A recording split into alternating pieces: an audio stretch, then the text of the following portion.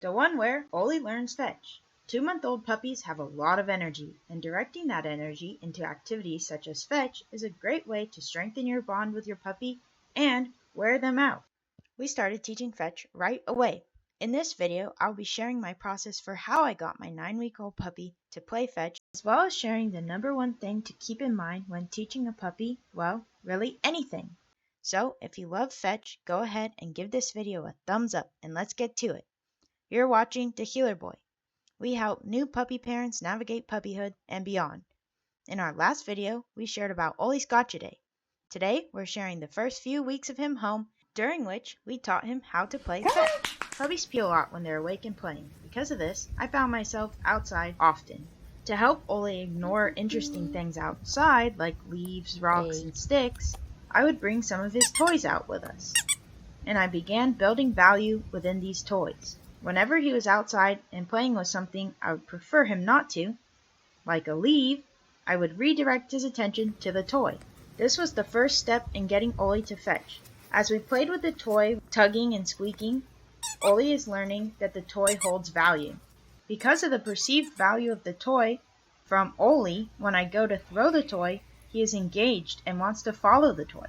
Oli somewhat naturally wanted to bring the toy back to me to continue the tug play. And on times when he didn't bring the toy back, I would go get him and bring him back to me before playing with the toy again or throwing it. That way he learns that he's supposed to come back in order for the play to continue. It is important to note that I would not chase him going to get him to bring the toy back. This is where the leash becomes very valuable as a training tool. By calmly grabbing the end of his leash and guiding him back to me, I'm teaching him the correct behavior that I want him to perform. That way, when I go to throw his toy again, I'm rewarding the desired behavior. If you allow the opportunity for the dog to be chased, they will quickly learn that that is a much more fun game than fetch, and likely you'll begin teaching keep away rather than fetch. There is one thing that is really important to understand when teaching a puppy almost anything, and that is what the puppy perceives as a reward versus what they will perceive as a punishment. In the case of fetch, throwing is perceived as a reward. When you reward a behavior, that behavior is reinforced.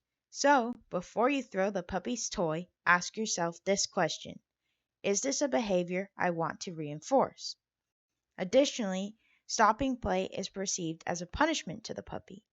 Punishment decreases the likelihood that a behavior will be repeated. If you stop play when the puppy returns the toy to you more times than you throw the toy for the puppy, they will learn returning the toy ends the fun, and they will not have a strong desire to return the toy, which is a very important step to teaching fetch.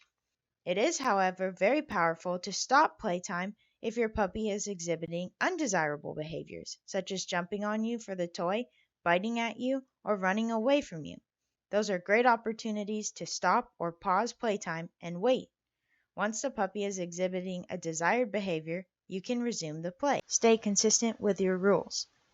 Once Oli had a good understanding of fetch from his time on leash in the yard, I began working on this indoors with him off leash. It is crucial that you remember to set your puppy up for success. With this new environment adds to the difficulty of the game. Oli will now need to return the toy to me without me having the aid of the leash. To make sure I set him up for success, I chose to begin teaching fetch off leash in a hallway. This way, Oli cannot run off with the toy, creating a situation where I may have to follow or chase him. And it reduces the distractions, as the only interesting things in the hallway are me and the toy. Here you can see him offering the previously taught behavior of sitting and looking at the toy to indicate he is ready to fetch. I reward him by throwing his ball and now begin adding cues as he completes the various stages of fetch. As he chases the ball, I cue, get it. And as he returns the ball, I cue by slapping my leg.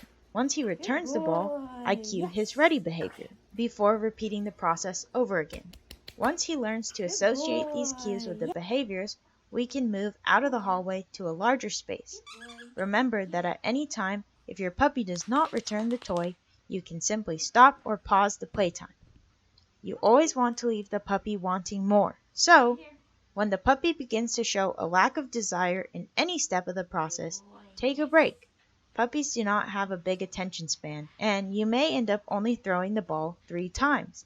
However, this will increase as they get older, and right now, your job is to keep it fun. You are all set to teach your puppy fetch. Comment below if you have any questions or tips of your own, and check out our description below as we will add some additional resources there. Thank you for watching, and we'll see you next time.